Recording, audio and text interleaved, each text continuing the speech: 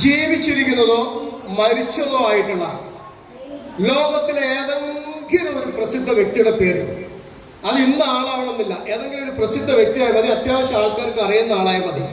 Okay, എഴുതിക്കോ.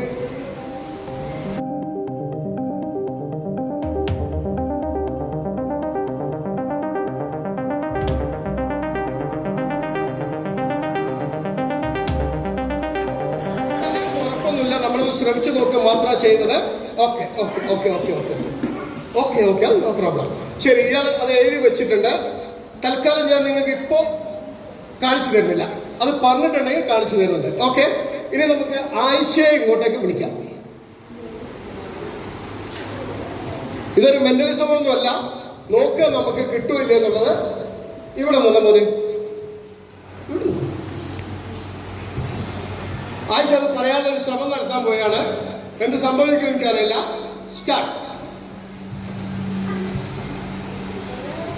നിങ്ങൾ എഴുതിയ ആൾ ഒരു ശാസ്ത്രജ്ഞനാണോ, അല്ലെങ്കിൽ അദ്ദേഹം ഒരു ഭരണാധികാരിയാണ്?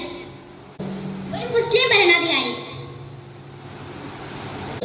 അദ്ദേഹം 1290-ലാണ് ജനിച്ചത്. തുഗ്ലക് വംശത്തിലെ രാജാവായിരുന്നു അദ്ദേഹം. അദ്ദേഹത്തെയാണ് ബുദ്ധിമാനായ വിഡ്ഢി എന്ന് വിശേഷിപ്പിക്കുന്നത്. മുഹമ്മദ് ബിൻ തുഗ്ലക്.